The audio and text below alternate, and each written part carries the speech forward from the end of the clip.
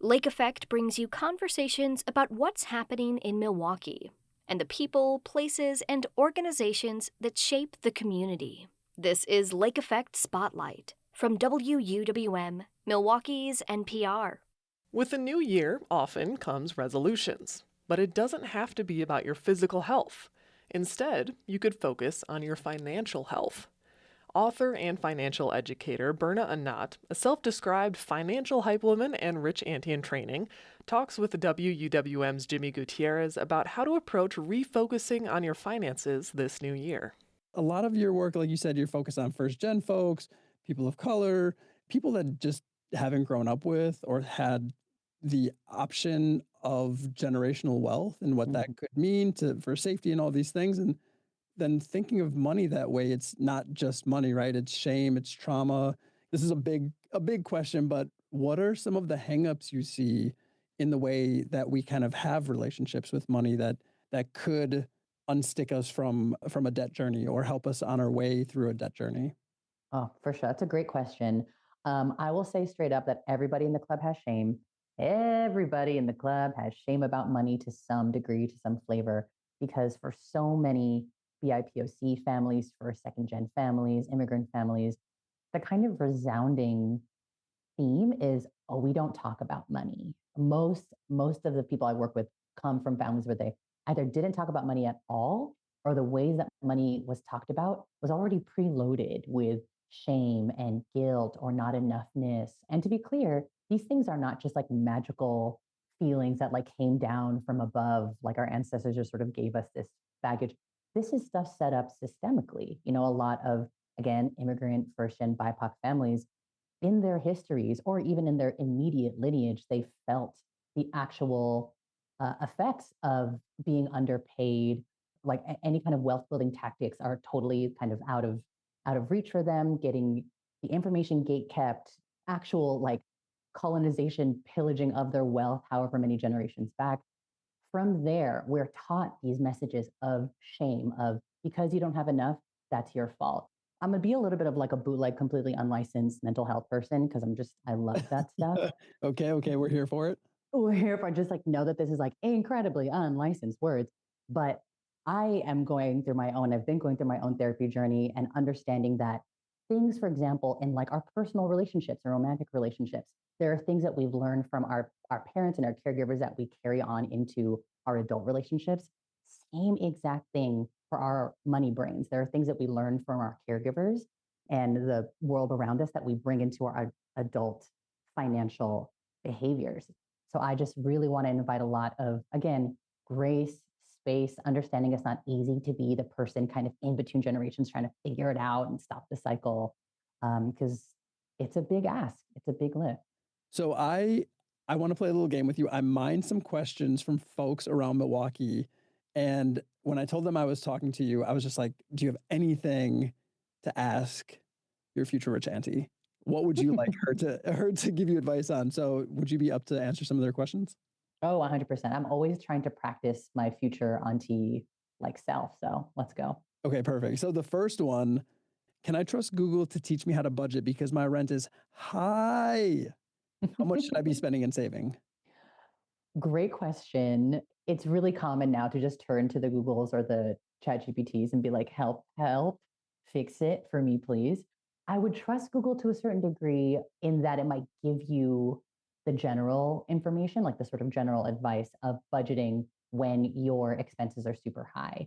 This general advice you might find through the Googles is the 50-30-20 rule. And so that's kind of been the party line for many, many years. That rule says your budget, I'm putting lots of air quotes around things, that if you're budgeting your money, 50% of your money, quote unquote, should go to your expenses. These are your needs. I call it my come get me bills because if I don't pay these things, someone's going to come get me. Someone's going to be like, I need that light bill. I need that, health insurance bill. Your rent is supposed to fit in that 50%. This is where I lose a lot of people already. They're like, 50, what? Yeah. Supposed to be rent 50%? in which year? Exactly. Yeah. Which decade? Whom's ancestors is paying 50%, and then 30% of your money, quote unquote, should go towards your wants. Entertainment and fun and things you don't necessarily need for survival. And then that last 20%, quote unquote, should go towards your financial goals. So that's savings, that's putting extra down on debt, investing extra for retirement and things like that. Now, if you're a person that's like, my rent is high and it will not fit inside of that 50%, you got to be able to stretch it and flex it to what works for you. The problem with the 50-30-20 rule is that it makes people read the majority of us in major cities be like, oh my God, I'm broken. Something's wrong with me. But please know that when I was on like an aggressive debt payoff journey, I would say my like that 20% became like 40%. I had to go all the way down on my like regular expenses. And then before that, my 50% was actually 70%. A lot of people see the 50-30-20 rule and they're like, oh, well, budgeting's not for me. I don't fit in there. It's really about customizing it to where your life actually is and giving yourself a lot of time to see where your percentages fall, knowing that budgeting is an exercise that you should be returning to regularly and like messing with regularly. My percentages never stay in one place. They always flex according to where I live, what I'm doing, what my priorities are. It's a good place to start, but be gentle with yourself. I appreciate the gentle approach, which kind of gets into another question I heard was the idea of not internalizing being a moral failure for living paycheck to paycheck, even trying to think about money or how to save when someone's in survival mode. Oh my gosh. Okay. Maybe it's because I woke up feeling spicy today, but I immediately feel defensive for this person that might feel like they are a moral failure for having debt. Now that I think it's because we tapped into this like auntie persona, I immediately feel very defensive for this person in that not only are you not a moral failure for having debt, because as I said before, debt is a tool that us living in this monopoly version of capitalism, we have had to leverage. We have been forced to leverage in a lot of ways because that is how the system is set up. It is set up for us to have to choose debt and then have to pay a lot for that debt because of interest rates, be in debt for a long time, actually pay way more out of our nose because we had to take that debt. And also, the system itself is set up so that you feel bad for having chosen the only thing that was available to you. I'm feeling anti defensive because I'm like, no, no, no, you're beating yourself up over something that was never meant for you to win in the first place. So I want to give this person a hug and I want to get out in front of them between like them and the shame of capitalism and tell them that like you are doing your best to survive. You're doing your best with the tools that you're being given. And by the way, the tools suck and they're not meant for you to thrive. So do what you can to shower the moral shame off because these debt companies absolutely are using no kind of moral compass to deal with you. It's not worth the energy.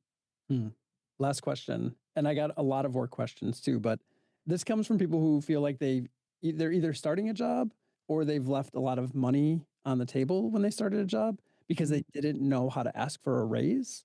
Please teach us how to ask for a raise. Ooh, okay. Goodness. I will say I am not necessarily a negotiation queen. I'm thinking about one person who is an incredible resource. Their name is Mandy Woodruff, and they are the like hopping jobs negotiation queen. But one thing I learned from Mandy is when you are negotiating, for example, inside of a job and you're trying to get a higher wage for a job you already have, or you're like want a promotion, something I learned from Mandy is that you want to make the case irresistible. So understanding that today you want to ask for, you like would like to ask for a raise in the future, put a sort of like goal date for yourself 6 months from now that you are going to be like officially asking for that raise in 6 months. Let your manager or whoever your bosses know, I'm going to be asking for this raise in 6 months. I'm looking to this for these reasons. And in 6 months, I'm going to give you a case as to why I deserve that. And then spend that period of time building up your case, basically creating as much of a paper trail of the impact you make in that company as possible. It's important to let your team know that you're going to be asking for that raise because then it gives them the time to sort of figure out the mechanics around that ask on the higher level while you build your case. You are like putting together data of like impact you have on the customers. You're putting together data on events that you threw and like how that helped the company's bottom line. You're putting together testimonials on customers who thought that you were like the best barista ever. And also checking in with your boss along those 6 months so that by the end of those 6 months, it doesn't feel like you're making a case to the boss. It feels like you and the boss are making the case to their boss. It's like the two of you are now on this like journey to make this right and get a yes to the person above them. Because it's not really, it doesn't work great if it's like you versus your boss getting a raise, because the boss also has somebody to answer to. If you help that boss make it easy to present you to somebody higher than them, that could see a lot of success. I can imagine that a lot of people will hear this and wonder, how do I get my own Berna, or where do I find you? Should they work with a financial planner? What would your advice be for where people should go if they're in the place where they can look for this kind of help? Oh, you know what? I will say that January is an incredible time to really consider getting expert help. These days I'm very anti like self-driven work, self-motivation. We need community. We need people to help us. And I would say the best place to start looking for a financial planner is a resource like XY Planning Network. You can go on, and what I love about XY Planning Network, you could find a certified financial planner that is fee-based and not commission-based. It's my advice. And you can also filter for your life. You can filter for people at certain intersections of life. Maybe you are like mid-career and you're trying to start a family. Also, you are looking for someone in a specific ethnicity set and you want someone who understands like queer family building. You can filter for all of that in XY Planning Network and find a financial professional that understands your life. Because what we're seeing on the New Dime side and helping people connect to financial professionals that they trust is it is a horrible experience to like have a sit down with a financial planner that doesn't get you and is like, why would you put aside that savings for your mom in the Philippines? Like that's, that's not something that my family would do. So like, don't do it. Like, why would you think about caregiving for your family in the future? Why don't you have them do it themselves? It's an awful experience to get gaslit by a financial planner that doesn't get the specifics of your personal life. And so look for that and filter for that in something like XY Planning Network. Berna, thank you so much for taking the time and sharing. Just it was a lot, but just tidbits of your knowledge today. I appreciate it so much. Thank you for talking with me. Thank you so much for having me. I'm happy to come on and financially auntie anytime. Okay, cool.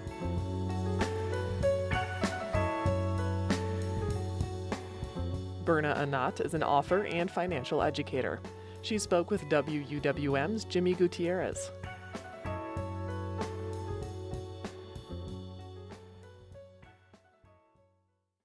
You can find more interviews like this one by visiting wuwm.com/Lake Effect. And while you're there, subscribe to the Lake Effect Spotlight podcast.